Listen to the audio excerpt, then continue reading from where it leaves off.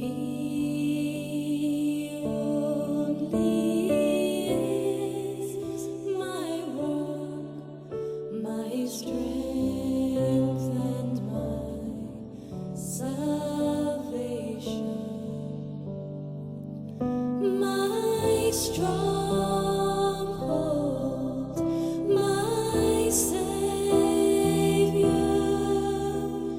I shall not be afraid at all.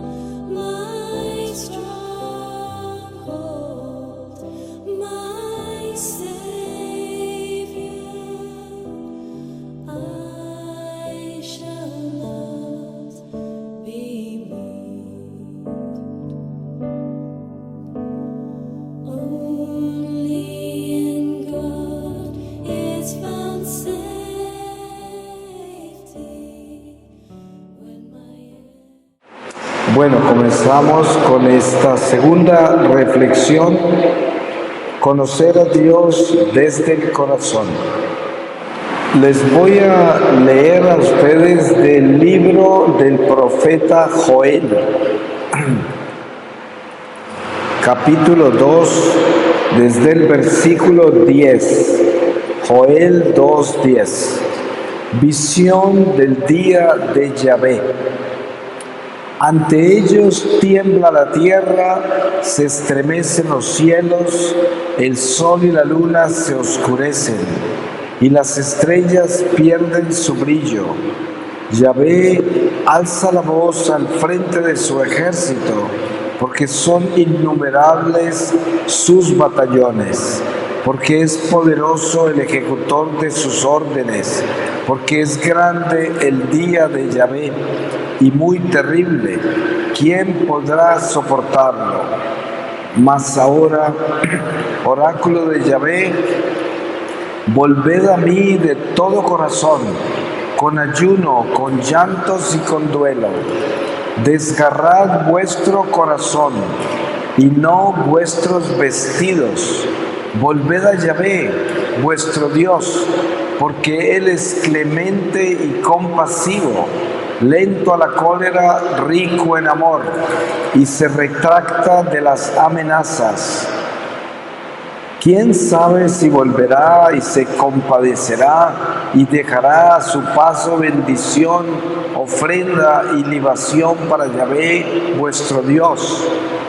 Tocad la trompeta en Sión, promulgad un ayuno, convocad la asamblea, congregad al pueblo, purificad la comunidad, reunid a los ancianos, congregad a los pequeños y a los niños de pecho.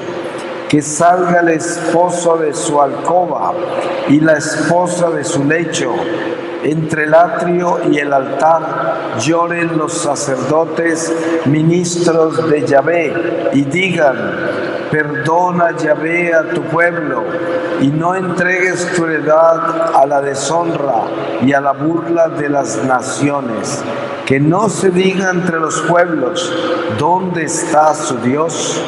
Palabra de Dios. Para nosotros la palabra corazón pues envuelve el misterio en el cual nos reunimos con Dios. Nosotros podríamos decir que como hijos de Dios, como hijos de la Iglesia, somos una comunidad de corazones, porque precisamente cuando observamos místicamente lo que estamos haciendo acá en este momento, estamos reunidos de corazón, porque le damos una oportunidad a nuestra alma de suspender todo el movimiento que hay natural de nuestra vida en la carne, de nuestros instintos, sentidos y razón, y permitimos que Dios se manifieste desde ese misterio insondable del Sagrado Corazón de su Hijo Jesús. Y entonces, al reunirnos con Él como en este banquete de corazones, El Señor comparte con nosotros su amor y nos llena de la sabiduría necesaria para que nosotros nos fortalezcamos, nos inspiremos y nos preparemos para las batallas que nos esperan. Porque cada vez que el Señor nos reúne, como nos está reuniendo en este momento, nos reúne para fortalecernos, para exhortarnos, para inspirarnos, para edificarnos y moldearnos. Eso es lo que hace el Espíritu Santo con cada uno de sus instrumentos que somos nosotros, para que la iglesia esté preparada para las batallas que tenemos que enfrentar. Cada uno de nosotros fue creado para este tiempo. Y este tiempo tiene su particular batalla.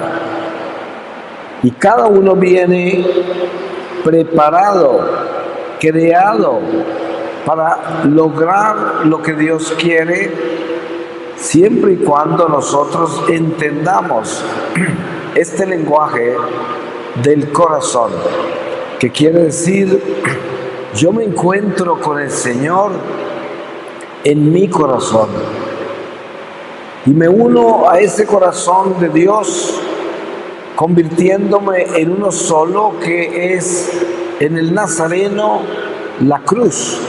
Por eso se dice que para que nosotros podamos caminar rectos con la iglesia, con Dios, necesitamos ser cristocéntricos.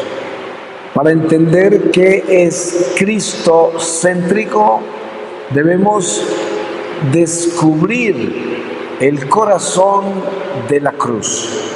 Ustedes saben que el corazón de la cruz es un corazón traspasado por una lanza, pero ese corazón es al mismo tiempo el testigo de la resurrección.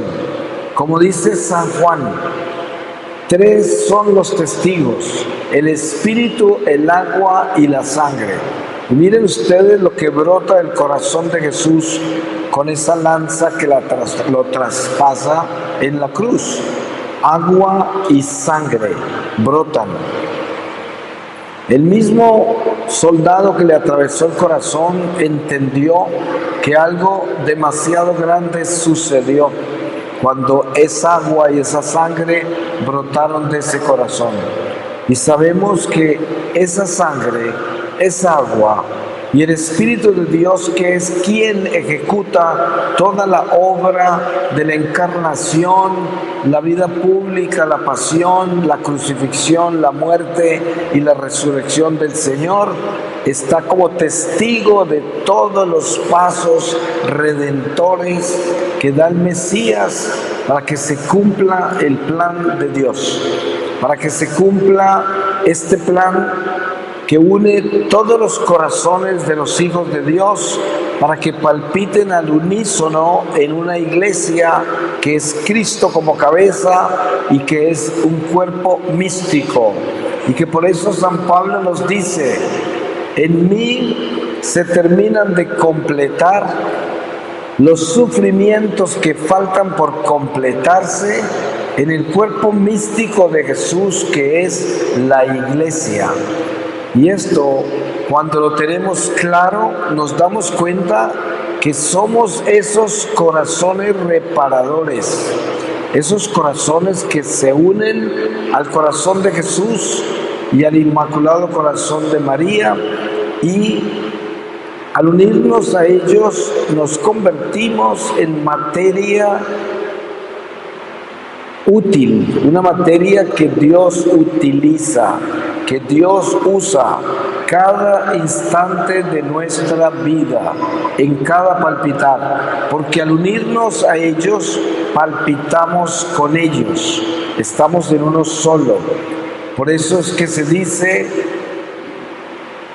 Jesús, cuando ora ante el Padre Celestial antes de su pasión, le pide al Padre que todos seamos uno, como Él es uno con el Padre, buscando esa unidad, porque es la unidad de la iglesia, la unidad en la cruz, la unidad de los corazones. Entonces, si queremos tener una imagen mística de lo que es nuestra iglesia, podemos ver que nuestra iglesia es un corazón que ama, un corazón traspasado por el pecado. Y sin embargo, como es un corazón que tiene el perfecto amor, esa herida en el corazón es nuestra redención. Porque esa lanza que atraviesa el corazón de Jesús es la campana que anuncia la resurrección del Señor. Y anuncia que esa muerte es vida. Por eso la palabra dice: muerte, ¿dónde está tu aguijón? Porque precisamente es agua, esa sangre que testifica en la cruz, es la campana de nuestra salvación. Y ahí encontramos la vida. Ustedes saben que los fariseos que no entendieron a Jesús, y por ser gente meramente religiosa y no espiritual, esos rabinos se paseaban a los pies de la cruz y le decían a Jesús crucificado: salvaste a muchos, ahora bájate tú de la cruz. Ellos no entendieron, ellos no supieron, ellos no palpitaron en el corazón del Señor. Y por eso hoy nos encontramos con un pueblo de Dios que tiene que pasar la prueba del amor. Y todo pueblo de Dios que tiene que pasar por acá durante la economía de la salvación, antes de que Jesús regrese, porque un número exacto de almas entrarán al cielo antes de la parucía. Se dice que nosotros completaremos el exacto número de ángeles que cayeron.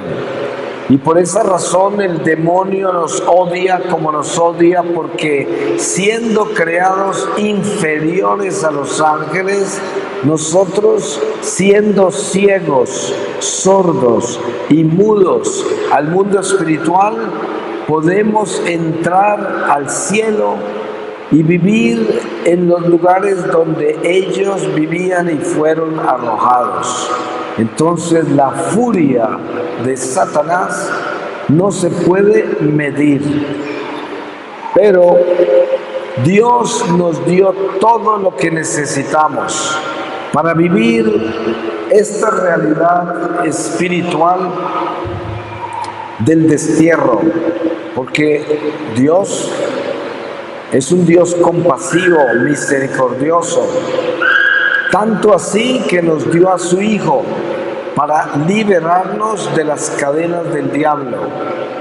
Es importante aceptar, asumir el pecado original, entenderlo, entender a nuestros primeros padres, aceptarlo como una realidad, porque si lo hacemos, entonces descubrimos interiormente que nosotros estamos en el destierro y que necesitamos salir de esta prisión. Y esto, teniéndolo claro, todo nuestro ser está alerta, porque sabe que estamos en batalla y que necesitamos encontrar al final de esta vida nuestra libertad, y que todavía no hemos llegado, porque aún no hemos nacido al mundo espiritual. Este es el misterio que Jesús le reveló a Nicodemos y que Nicodemos no entendió, a pesar de ser él un doctor de la ley, un miembro del Sanedrín, alto sacerdote. Él amaba a Jesús y creía que Jesús era el Mesías, pero no tenía la valentía para testificarlo a todos, lo hacía a escondidas. Sin embargo, cuando Jesús le reveló que teníamos que nacer de nuevo del Espíritu, él no pudo asumir eso. Le dijo al Señor: ¿cómo puede ser posible que un hombre viejo regrese al vientre de su madre para nacer otra vez? Y Jesús le decía: tú, un doctor de la ley, y no sabes estas cosas. Jesús sabía que él no sabía, pero nos está enseñando el Señor en el Evangelio, porque esta es una parte vital del Evangelio, que la religión sola, la teología sola, el conocimiento de la ley y los profetas no es suficiente. Nosotros tenemos que elevarnos por encima de la religión. Tenemos que elevarnos al Espíritu. Por eso estamos hablando de conocer a Dios desde el corazón. Si tomamos el diálogo de Jesús con la samaritana en el pozo de Jacob, encontramos algo vital relacionado con esto, y es: la samaritana se queja de que los judíos dicen que tan solo se puede adorar a Dios en el templo de Jerusalén. Y Jesús le responde: llega la hora en que ni en el templo de Jerusalén ni en esta montaña adorarán a Dios, porque lo adorarán en espíritu y en verdad. Y cuando se habla de espíritu y verdad, se habla del corazón. Ustedes saben cuando una persona es sincera, cuando una persona es veraz, cuando una persona es honesta. Esa persona es eso, y eso se nota en toda esa persona. Las virtudes brillan, son como un sol. Igual podríamos decir que esas virtudes brillan desde el corazón, porque precisamente es en el corazón donde las virtudes se alimentan. Como dice la palabra, en el corazón es donde se fraguan todos los crímenes, el adulterio, la calumnia, los malos pensamientos, todos comienzan en el corazón. Por eso Jesús dice: lo que daña al hombre no es lo que entra en él, sino lo que sale de él, que sale del corazón. Y teniendo claro qué es el corazón, entonces podemos recibir de Dios una gracia extraordinaria, que es permitir que la sabiduría de Dios, por medio del Santo Espíritu que está infuso en nosotros por el bautismo, pueda penetrar lo más profundo de nuestro ser e iluminar todo lo que está en la oscuridad por causa de nuestra desobediencia, nuestros pecados, nuestras malas tendencias, y liberar todo ese territorio interno del corazón para que tenga vida en Dios y poder tener un corazón libre, una célula viva. Ustedes saben que los milagros eucarísticos que Dios ha permitido en la iglesia como testimonio de su verdadera presencia en la Eucaristía terminan siendo el corazón de Jesús. La ciencia ha comprobado que los milagros eucarísticos siempre son un pedazo del corazón del Señor. Y es un testimonio que Jesús nos da para que entendamos dónde está el amor de Dios, cómo se manifiesta el Mesías en medio de nosotros con ese pan que es su carne y su sangre, que es su corazón. A Santa Margarita María Alacoque el Señor se le manifiesta y le revela los misterios de su corazón. Y por eso la Iglesia toma esta revelación divina y presenta dentro de sus imágenes e iconografía tradiciones que elevan la presencia del corazón del Mesías a un nivel universal donde la Iglesia puede identificarse con él. Y el Señor promete muchas cosas extraordinarias si nosotros aprendemos a mirar, a enfocarnos en ese sagrado corazón. Tenemos una responsabilidad muy grande de descubrir en nosotros dónde está nuestro corazón.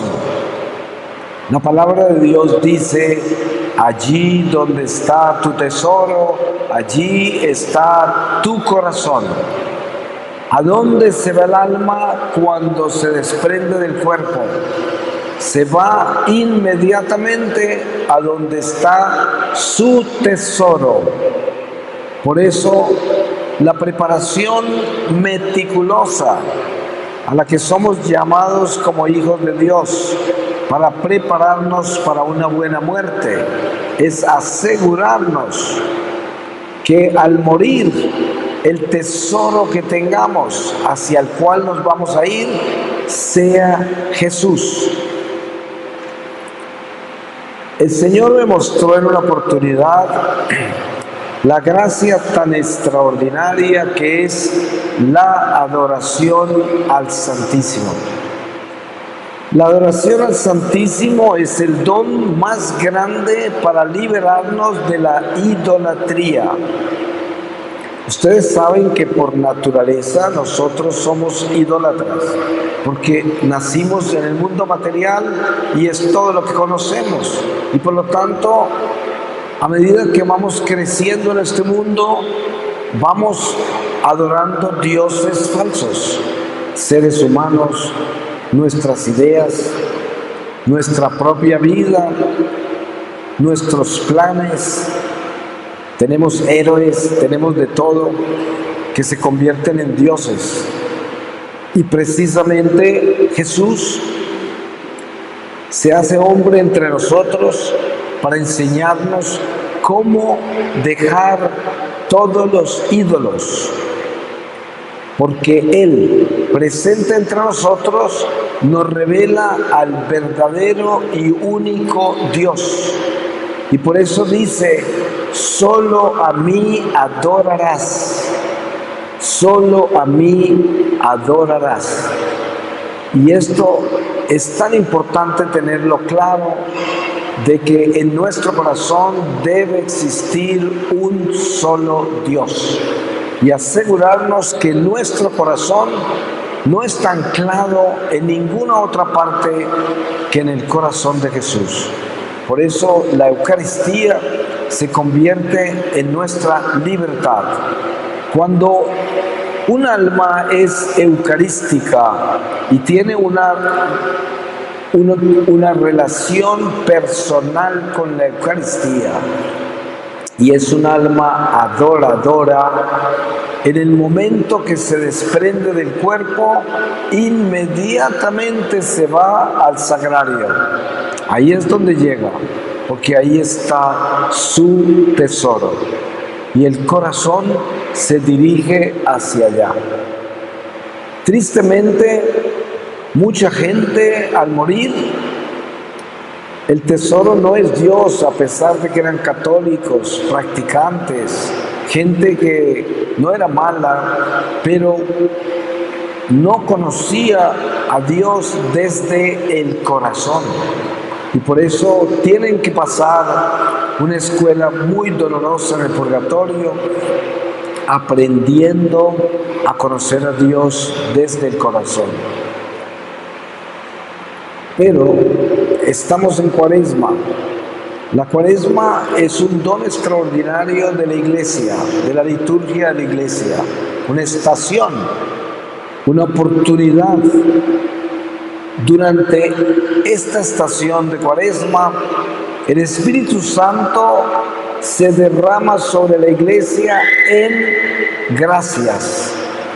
Cuando nosotros nos atrevemos a doblar esta cabeza y verdaderamente buscar un arrepentimiento sincero de todo lo malo que hay en nosotros, el Espíritu se glorifica en esa debilidad nuestra y nos llena de fortaleza para que podamos dar ese paso de renunciar a todo lo que nos separa de Dios. Ese es un don de Cuaresma, una gracia extraordinaria. No es simplemente que en la Cuaresma entonces nos confesamos, que en la Cuaresma entonces ayunamos, que en la Cuaresma entonces damos limosna. Sí, esos son elementos que se presentan como cuaresmales, pero el elemento más importante cuaresmal es nuestro corazón, porque la iglesia busca que sus hijos conozcan a Dios desde el corazón, para que cuando Dios los llame se puedan ir directo a ese corazón, porque han estado unidos a Él desde la iglesia, desde la tierra. Y esto debe ser para nosotros una meta extraordinariamente importante, tenerla clara, para que no seamos simplemente personas que siguen una religión, una tradición, una costumbre, algo que hacemos, sino que seamos esas personas que se interesan en profundizar más en los misterios de Dios. Cuando usted está adorando al Santísimo Sacramento y está en silencio mirando al Señor en esa hostia,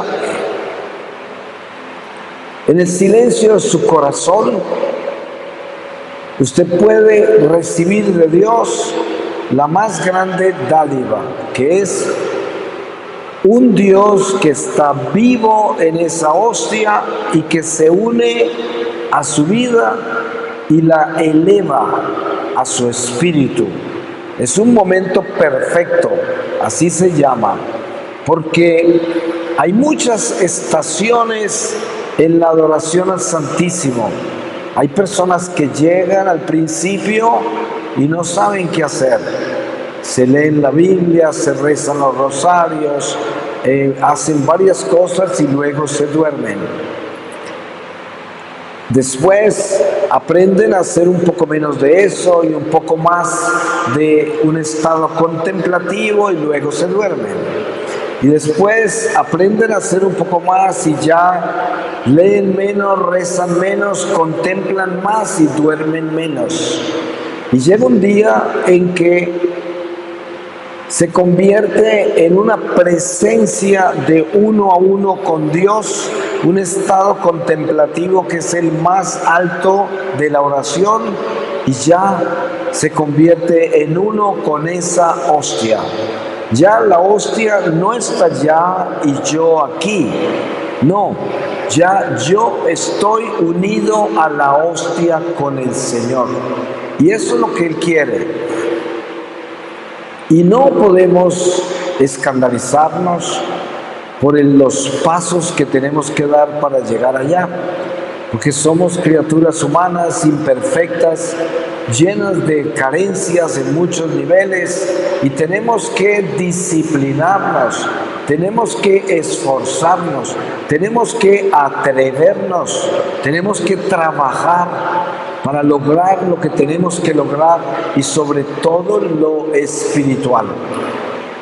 Como dice San Pablo, si quieres ir al estadio a participar en los Olímpicos, tienes que prepararte como un buen atleta, observando perfecta continencia, no como quien busca ganarse una corona perecedera, sino como quien busca ganarse una corona eterna. Ustedes se dan cuenta el esfuerzo tan grande que tenemos que hacer para alcanzar nuestras metas terrenales y los sacrificios que hacemos para poder vivir en este mundo, lograr nuestra supervivencia, alcanzar nuestras metas, hacer todo lo que queremos en este mundo. Y exige mucho. ¿Se pueden imaginar el esfuerzo que tenemos que hacer para perfeccionar el arte de la cruz, el arte del amor de Dios, el arte de nuestra salvación? Tenemos que darlo todo, absolutamente todo. No podemos dejar nada sin entregar. Hay que entregarle todo a Dios para que así podamos convertirnos en esas vasijas efectivas que Dios puede llenar con su Espíritu y llevar a cabo la obra de la misión para la cual nos creó a cada uno de nosotros. Porque Dios tiene un plan. Y cuando nosotros le obedecemos a Dios, nuestra vida está en su plan. Y el plan de Dios es perfecto. Por eso debemos entender que la voluntad de Dios es nuestra santidad. Solo eso. Porque si nosotros buscamos obedecerle a Dios, buscamos el bien, entonces podemos vivir dentro del plan de Dios. Es como un padre bueno que quiere edificar a su hijo y prepararlo para que tenga una buena vida. Lo apoya para que estudie, para que se distinga en lo que hace. Si este hijo no se presta para ninguna de esas cosas, el padre pues lo deja. Le da la libertad de que haga lo que quiera. Eso es lo que hace un padre bueno. Después de exhortarlo, de tratar de educarlo, de insistir y el hijo no querer, pues ya, no hay nada más que hacer. Pero cuando el hijo obedece al padre, se deja moldear y ayudar por el padre, se convierte en un buen hijo y en un instrumento de la voluntad del padre, que es buena, porque es un padre bueno. Y eso en el mundo espiritual no es nada diferente. Es el Padre Celestial con todos sus hijos. Él quiere que todos nosotros nos salvemos. Y por eso quiere moldearnos a cada uno. A veces el Señor nos moldea en formas muy dolorosas. Yo siempre pongo un ejemplo que es particular en el Evangelio. Y es, antes de su pasión, Jesús le dice a Pedro: Pedro, Pedro, Satanás le pidió permiso al Padre para pasarte por el trillo. Y yo le pedí al Padre que no permitiera que perdieras tu fe. Cuando pases por eso, ve a testificarle a tus hermanos. Y sabemos que Pedro no estaba en pecado mortal. Pedro era fiel al Señor. Esta prueba la permitió el Padre Celestial para moldear a Pedro. Ustedes saben que Pedro negó 3 veces al Señor, no mucho tiempo después de eso. Pero hay algo particular que observar acá. Jesús no defendió a Pedro de esa prueba. Jesús no interfirió en la voluntad de su Padre de dejar que el diablo pasara a Pedro por el trillo. Esa es nuestra vida también en Dios. Hay muchas cosas que nos suceden en nuestra vida que no son causa de nuestros pecados, pero que suceden y suceden porque Dios las permite para edificarnos, para purificarnos, para fortalecernos, para salvarnos. Y por eso siempre debemos amar la prueba. Si es consecuencia de nuestros pecados, bendito castigo. Pero si es voluntad de Dios, bendita prueba, porque Dios nos ama cuando nos corrige. Cuando Dios nos corrige es porque nos ama.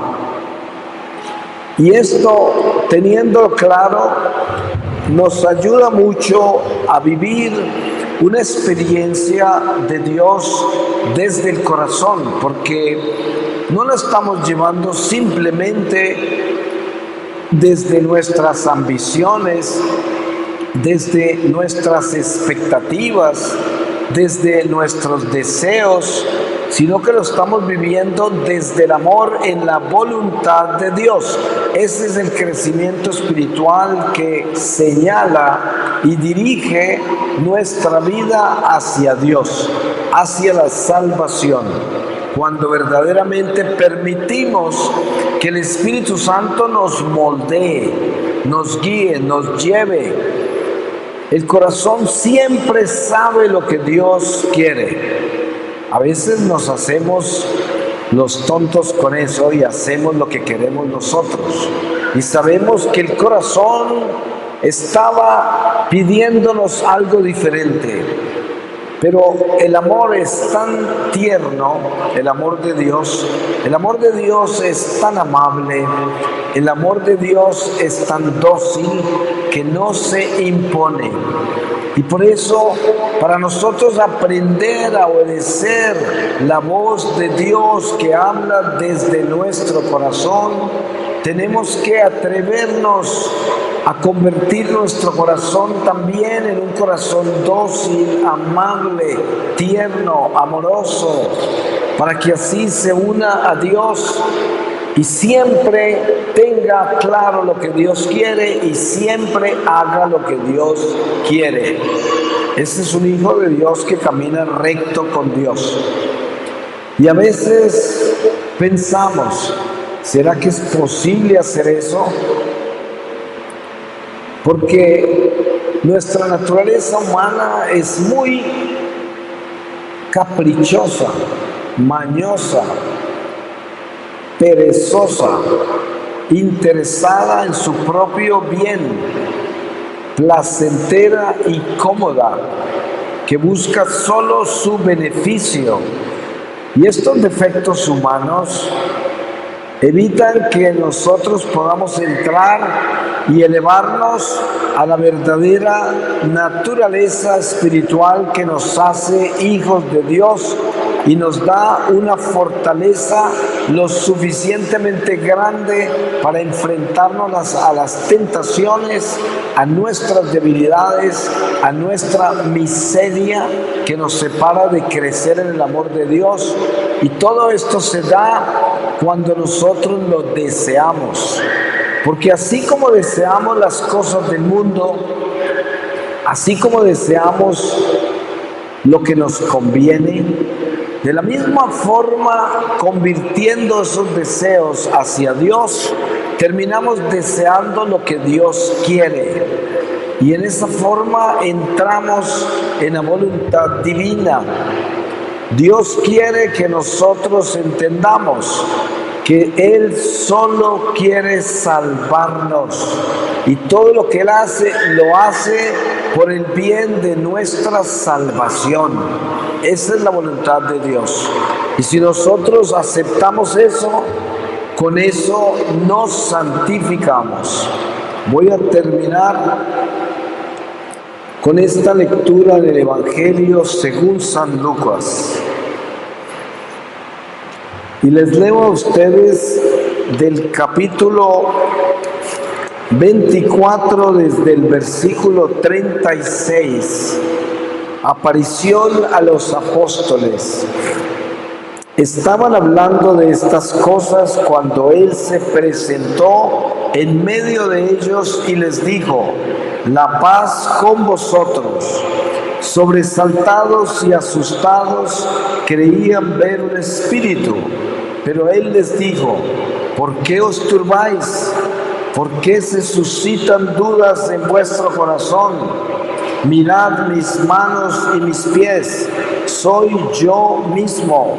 Palpadme y ved, porque un espíritu no tiene carne y huesos como veis que yo tengo. Y diciendo esto, les mostró las manos y los pies. Como no acababan de creérselo a causa de la alegría y estaban asombrados, les dijo: ¿tenéis aquí algo de comer? Ellos le ofrecieron un trozo de pescado, lo tomó y comió delante de ellos. Palabra de Dios. Pues le damos gracias a Dios porque Él es misericordioso, porque Él nos ama, porque Él quiere llevar este corazón nuestro a unirse con el de Él para que tengamos libertad mientras cruzamos este destierro, para que podamos así alcanzar la libertad eterna. Amén.